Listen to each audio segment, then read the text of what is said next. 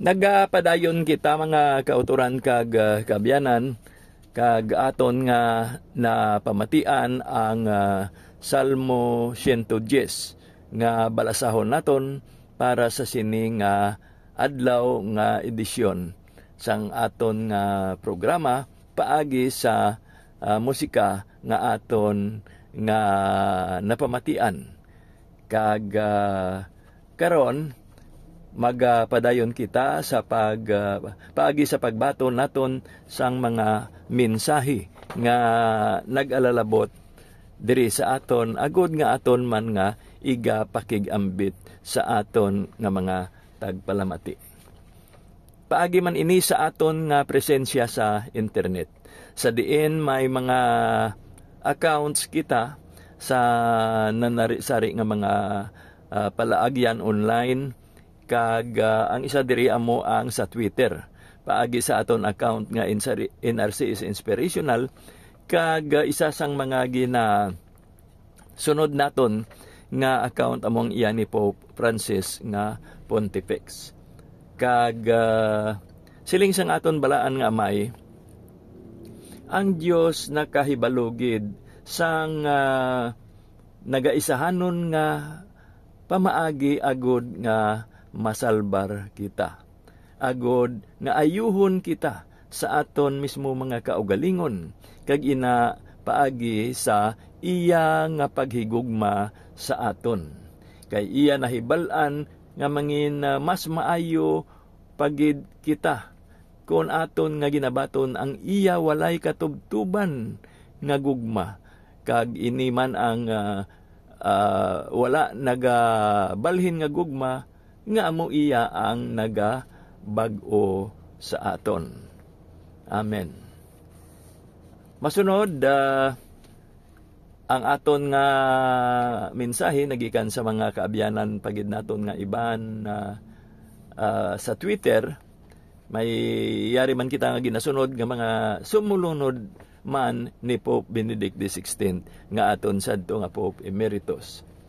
Kag ang mensahe diri nagasiling nga ikonsagrar naton ang aton nga kaugalingon sa aton putli nga Iloy, Birhen Maria. Agod nga kita makapatuman sing may pagkamatinuuhon sang binubuot sang aton amay sa langit. O amon Iloy sa walay katubtuban, padayo na ang imo nga pagduaw sa amon, ang imo nga paghatag sang konsolasyon sa amon, kag ang imo nga pagsustener sa amon. Amen. Okay, no? Amo yadto ang nabato naton gikan sa Twitter. Karon ang mensahe naman nga nagikan kay Sister Luz Aguilar sang Arevalo Distrito sining syudad kagatapo man sang aton nga Arevalo chapter kag ang iyang mensahe iya gina palambot kaupod sang iya bugos nga panimalay. Ang mensahe nagasiling, pasalamatan naton ang Ginoo kay siya maayo. Ang iya nagapadayon nga gugma wala sing katapusan. Aton man ini nga basahon sa nauna nga kronika sa kapitulo 16 versikulo 34. Kag ang isa pagid ka mensahe diri nga bato naton nagikan sa isa ka abyan online nagasiling, yara sa gihapon ang paglaom. Bisan pa sa pinaka madulom nga mga tinion, yara sa gihapon ang paglaom. Okay, so amo ini ang mga mensahe nga aton na ginapalambot kag ginapakigambit sa aton mga tagpalamati kag kaabyanan sa kahanginan para sa sini nga adlaw nga edisyon sang aton nga programa. Sa aton nga padayon sa sini nga programa nga kauturan kag kaabyanan, ayhan na may mga eksperyensya kita sa aton nga katulugon kay ti yara na kita sa abansi nga edad nga kung makabugtaw gani kita daw mabudlayan kita magbalik sa katulugon. Kag amo ini ang isa ka gin-share sa aton sang isa naton ka abyan online nga iya nga na-eksperyensyahan. Kag nagpangita gid siya sing mga pamaagi agud nga iya pakigbatuan ini nga eksperyensya. Siling niya, kung ano man ang nagatublag sa aton, pangitaan naton sing pamaagi nga makabalik kita sa normal nga katulugon. Gani iya gin pakigambit ang iya mga rekurso sa sining bahin sang iya nga problema o kon hindi mayo nga eksperyensya. Una, siling niya, hindi naton nga kaaway ang kadulom nga ang nahambal niya ini. Kay kung masanag kag magtulog siya, daw nasilawan siya. Gani nga iya gina switch off ang iyang suga agod nga kunyara ang kadulom wala siya sing makitaan nga iban nga butang nga makapasilaw sa iya, madulong siya sa katulugon. Kay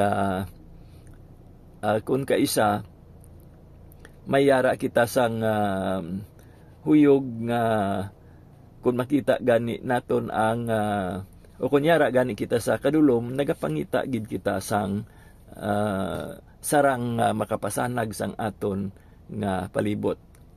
Kag siling diri sang aton nga abyan ang kung hindi gid niya malikawan nga pasiga sang suga, kinahanglan ang iyang bumbilya may yara ginatawag nga hindi masyado kasilaw nga ginapakita nga kasanag. So amo ini ang ginapangita niya sa mga hardware kung magbakal siya sang suga nga makahatag sang kasanag sa iya nga hulot tululugan. Ikaduha, ginatago niya ang iya nga cellphone. Wala niya ini ginahulid. Kay may iban sa aton nga kung magtulog gani ang cellphone yara gid sa tupad. So kung wala ini napa-silent kag rumaging ring sa tunga sang kagabihon, masyado ini ka tunog kag makapakibot gid sa aton, makatublag sa aton nga katulugon.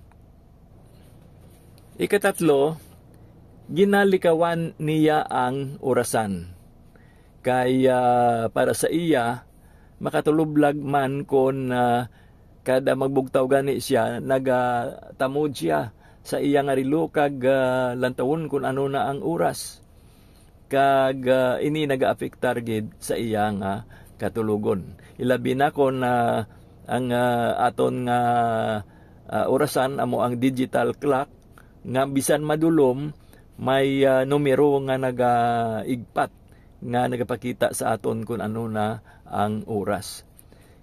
Para sa sining abyan naton, nagahatag sa ising katublagan kung mabugtawan niya nga kaagahon na kag malapit na magbanag-banag, yara siya paminsaron nga mabudlayan na siya maghatag sing dugang nga katulugon sa iya nga kaugalingon. Kay may ginahingagaw siya, kag yutay na lang ang oras nga nabilin para sa iya nga makatulog. Kay suno sa iya, mahingagaw gid siya magbugtaw sa natalana nga oras kag hindi siya maka-extend sang iya nga katulogon. So amo ina nga wala ni ginabali, wala na lang niya bisan yara pa malapit sa iya ang orasan. Kag siyempre makabugtaw na gid siya kon ara na ang aga, no? Lipas na ang kadulom kag nagbutlak na ang adlaw. Ang ikaapat para sa aton diri nga abyan, ang iya nga paglikaw sa paghambal kon makabugtaw siya kag magsulod sa CR, pagwa niya diretso siya liwat sa iya nga hiligdaan kag magpiyong naman sang iya nga mata. Kay kun kaisa mayara pa iban nga kaupod niya sa iya puluyan nga nagabugtaw pa kag kun magpakighambal siya sa ila, maghapit siya sa ila, madugayan naman ang ilang istorya kag magdisturbo gid ina sa iya pagpadayon sa iya nga katulogon. Ikalima, kung daw mabudlay na sa iya ang piyong liwat sang iya nga mga mata, ang iya nga pagahimuon amo ang pangamuyo. Iya ayhan may ginatigan na siya da nga balasahon. So basahon na lang anay niya ina, no? Mapirsagid siya nga magpasiga liwat sang suga kag magbasa. Kag sa pangamuyo niya nagaabot naman ang iya nga katuyo. Gani nga mapiyo nga naman siya liwat kag magpadulong naman siya sa katulogon. So ang pagpangamuyo makabulig gid sa iya kag makabulig ini sa aton tanan. Hindi gid naton pagkalimtan ang aton nga nabasahan dira sa Biblia sa nahaunang libro ni Pedro sa kapitulo 5 bersikulo 7 nga nagasiling, itugyan sa Ginoo ang imo mga kahangawa kay siya ang nagatatap sa imo. Gani magpangamuyo kita kay Ginoong Hesus. Sugiran naton siya kung anong aton nabatyagan kag saligan naton siya nga siya ang magapamati sa aton. Okay, no? Ang masunod diri ang ikapito, amo ang pakigambit naton sang aton nga gugma paagi sa pangamuyo man para sa aton nga iban nga ginahatagan sang dedikasyon. Ang mga nagakinahanglan sang imo nga pagpangamuyo, didikaran nimo sila sang imo nga pagpangamuyo kag paagi sa imo nga pagtatap sa ila sa imo nga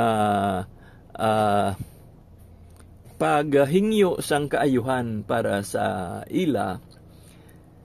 Makabulig ina hindi lamang sa ila kundi sa imo man mismo nga kaugalingon.